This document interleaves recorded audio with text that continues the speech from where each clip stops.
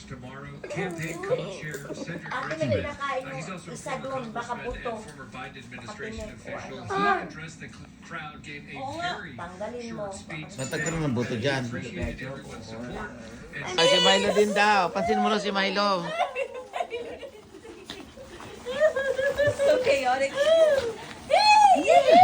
Aray ko! Iya pala. Mylo mo! Aray ko! Kinagat mo!